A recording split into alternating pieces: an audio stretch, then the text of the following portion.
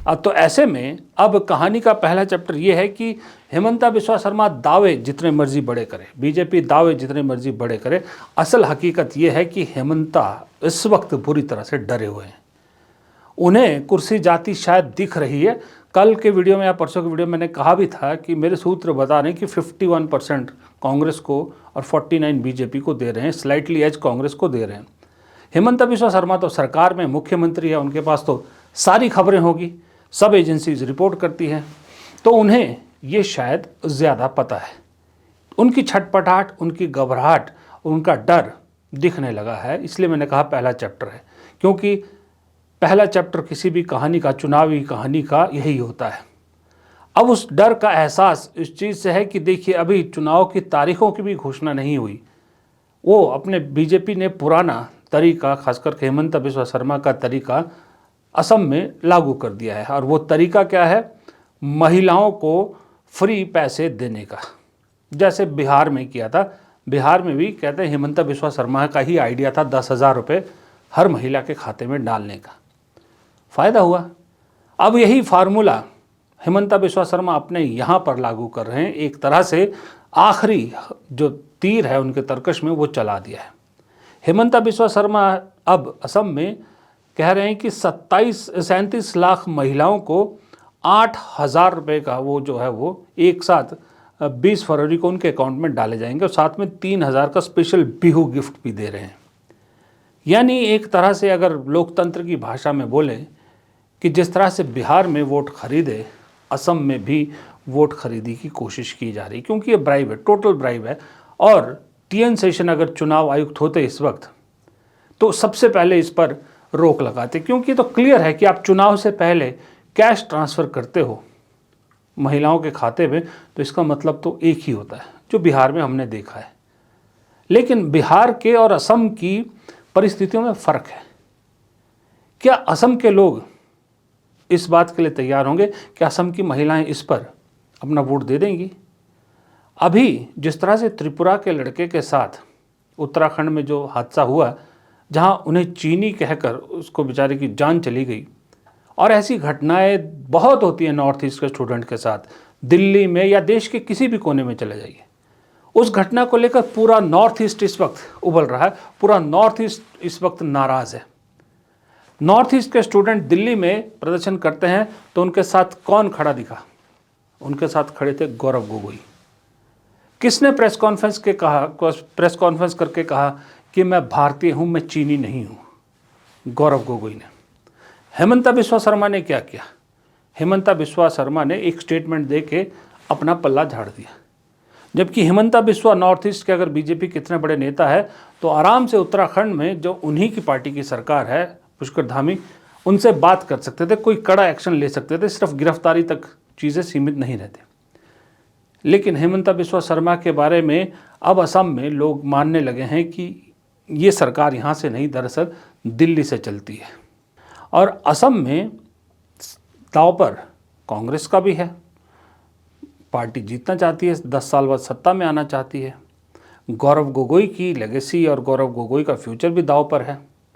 BJP की साख दांव पर है, लेकिन सबसे ज़्यादा किसी का दांव पर है तो वो है हेमंता बिस्वा शर्मा, क्योंकि उनकी सिर्फ साख दांव पर नहीं है, उनकी बीजेपी में हैसियत भी दांव पर है। बीजेपी ने पहले ऐसे हैं वो हैं जिन्हें कांग्रेस से आके मुख्यमंत्री बनाया, वो भी अपने मुख्यमंत्री को हटाकर। तो बहुत कुछ दावे हेमंता बिस्वा शर्मा ने बीजेपी से किए हैं, वादे किए हैं। अब उन पर खरा उतरना बहुत ज़रूरी था। पूरा जो नॉर्थ ईस्ट है वो बीजेपी ने उनके हवाले किया था, और नॉर्थ ईस्ट में इस वक्त बीजेपी की क्या हाल हो रही है आपको पता ही है। अब असम में भी कहीं अगर बीजेपी हार जाती है तो बीजेपी तो चलिए और राज्यों में रहेगी, और बहुत से उनके अपने नेता हैं जो असम में तैयार हैं, कोशिश करेंगे। लेकिन हेमंता बिस्वा शर्मा जानते हैं कि उनके पल्ले कुछ नहीं रहेगा, ना कुर्सी रहेगी, ना बीजेपी में साख रहेगी, और ना ही कुछ बहुत बड़ा ओहदा मिलेगा। उल्टा सरकार अगर बदल गई और गौरव गोगोई कहीं मुख्यमंत्री बन गए तो हेमंता बिस्वा शर्मा की बहुत फाइलें खुलेंगी। खास करके उनकी पत्नी की फर्म को लेकर जो गौरव गोगोई ने आरोप लगाए, वो बहुत सारी फाइलें खुलेंगी।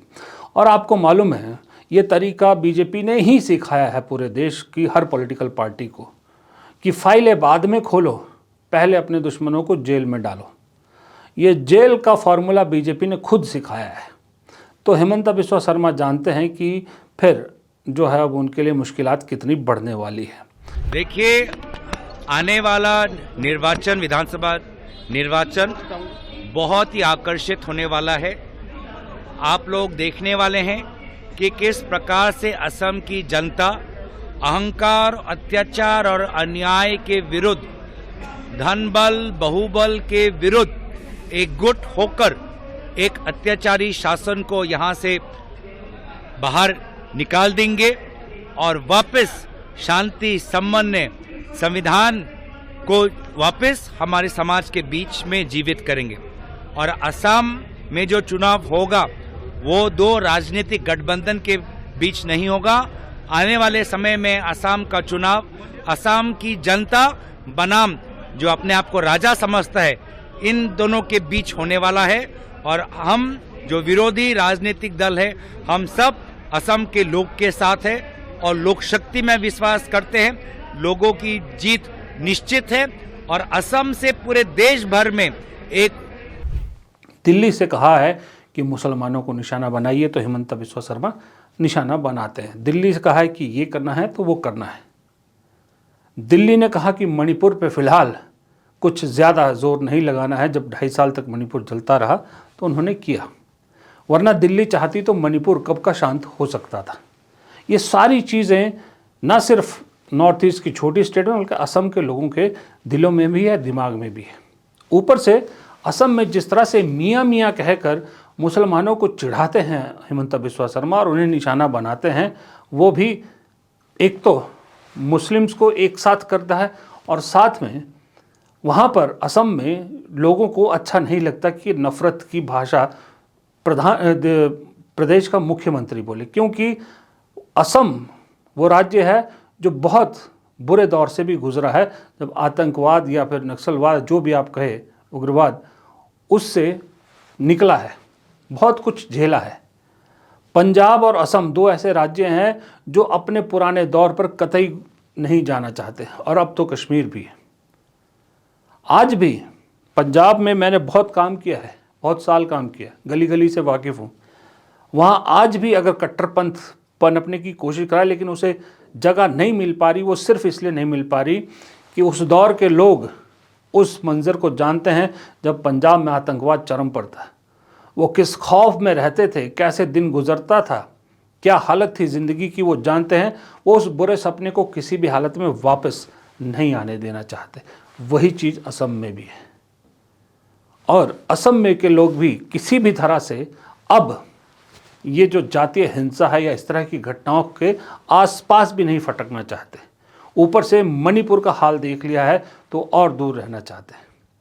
इसलिए मुझे लगता है कि हेमंता बिस्वा शर्मा ने अपने तरकश का आखिरी तीर भी चल दिया है कहानी के पहले ही चैप्टर में। अब दूसरे चैप्टर में मुझे मालूम है इसके साथ क्या होगा।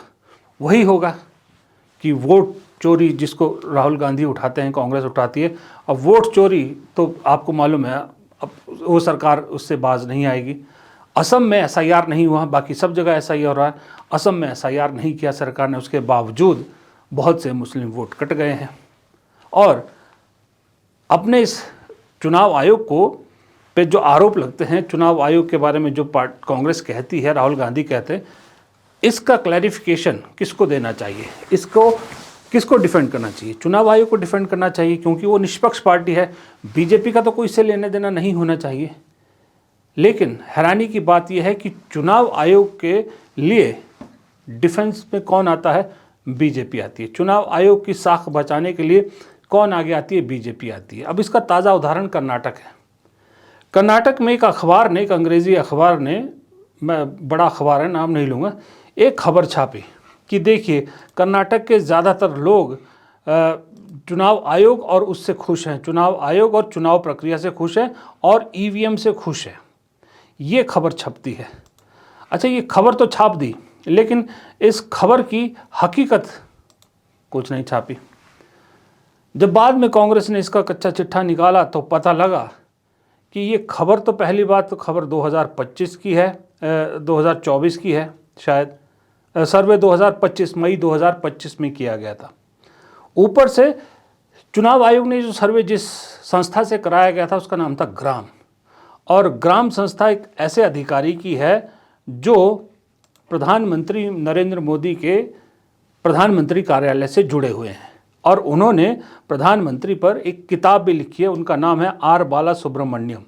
उनकी संस्था ने ये सर्वे किया था मई 2025 में, जिसको अब छापा जा रहा है ताकि चुनाव आयोग पे आने वाले चुनाव में कोई और शक ना करे, उसलिए एक ग्राउंड तैयार करने की कोशिश की जा रही है। हेडलाइन आई कि ईवीएम और चुनाव पर लोगों का भरोसा है, लेकिन हेडलाइन के अंदर की खबर दबा दी गई। ये सर्वे चुनाव आयोग ने एक एनजीओ के माध्यम से कराया। एनजीओ का नाम ग्राम है, उसके संस्थापक बाला सुब्रमण्यम है, वो प्रधानमंत्री कार्यालय में काम करते हैं। 2024 में उन्होंने प्रधानमंत्री के नेतृत्व में एक चाटुकारिता भरी किताब भी लिख ली थी। तो ऐसा व्यक्ति क्या सर्वे कराएगा, आप मुझे बताइए। मई 2025 के सर्वे का हवाला दे रहे हैं। अगस्त 2025 में पहली बार राहुल गांधी ने वोट चोरी का खुलासा किया। सबको पता था राहुल गांधी डेटा इकट्ठा कर रहे हैं, उस बीच ये सर्वे कराया गया।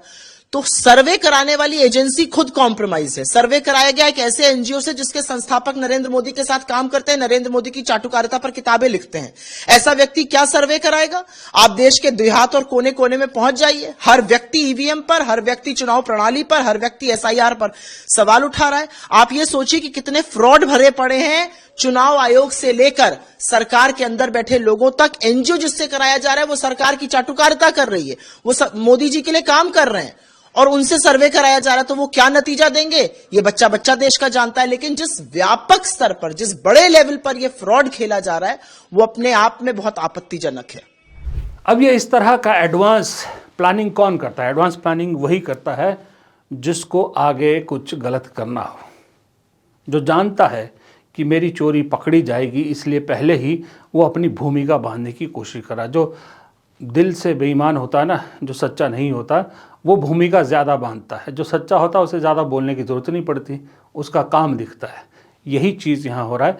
तो ये ग्राउंड असम और पश्चिम बंगाल के लिए तैयार किया जा रहा है। तो इसका मतलब साफ है कि बंगाल में ममता का किला नहीं भेद पा रही बीजेपी, ये जान गई है, और असम में गोगोई हेमंता बिस्वा शर्मा का किला ऑलमोस्ट भेद चुके हैं। फिलहाल कहानी के इस चैप्टर में इतना ही। उम्मीद करता हूँ आपको वीडियो पसंद आया। पसंद आए तो लाइक कीजिएगा, शेयर कीजिएगा, चैनल को सब्सक्राइब कीजिएगा और कमेंट बॉक्स में अपनी राय ज़रूर दीजिएगा। नमस्कार।